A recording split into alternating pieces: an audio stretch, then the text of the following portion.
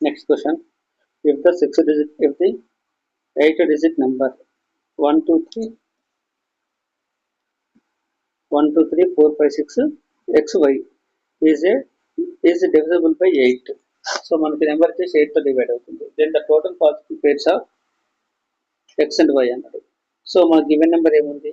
Given number వచ్చేసి 1 2 3 4 5 6 xy. xy అనేది మనకి values possible values find out చేయమన్నాడు. మనకి ఇచ్చిన నెంబర్ ఏముంది మనకి? సో మనకి 8 తో డివైడ్ అవ్వాలి. 8 తో డివైడ్ అవ్వాలంటే రూల్ అయితే ఏముంటుందంటే లాస్ట్ 3 డిజిట్స్ అనేవి రూల్ ఉంటుంది. లాస్ట్ 3 డిజిట్స్ మల్టిపుల్ ఆఫ్ 8 అవ్వాలి. అంటే 8 తో డివైడ్ అవ్వాలి. అంటే మనకి ఇక్కడ 6xy అండి. అంటే ఇక్కడ పాసిబిలిటీస్ ఏమేమి ఉన్నాయంటే 600 ఉంది. 600 నుంచి 699 వరకు మనకి 8 కున్న మల్టిపుల్స్ ఎన్నో కౌంట్ చేసుకోవాలి. అదే మనకి ఇక్కడ పాసిబుల్ పేర్ అవుతుంది. 600 నుంచి 699 వరకు అంటే మనకి టోటల్ మల్టిప్లై చేయాలి మనం. ఇక్కడ ఇది ఇనీషియల్ నెంబర్, ఇది ending number. Initial number, ending number అనేవి 8 మల్టిపుల్ అవుతేనే ఇంక్లూడ్ అవుతాయి, లేదంటే ఇంక్లూడ్ కావు. సో ఫస్ట్ మనం 600 చెక్ చేసుకుందాం. సో 600 చెక్ చేసుకుంటే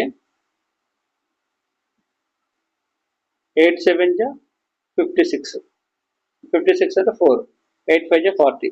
సో ఇది ఇంక్లూడ్ అవుతుంది. 600 అనేది 8కి మల్టిపుల్ అవుతుంది. నెక్స్ట్ 699 అనేది 8కి మల్టిపుల్ అవుతుందా లేదా ఒకసారి చెక్ చేసుకోవాలి. 699 చూసుకుంటే 699 8కి మల్టిపుల్ అవుతుందా లేదా? 8 8 జా 64, 8 8 జా 64, 9 - 4 అంటే 5 అవుతుంది, 59. 8 7 జా 56, 8 7 జా 56 అంటే రిమైండర్ వచ్చేసి 3 అవుతుంది.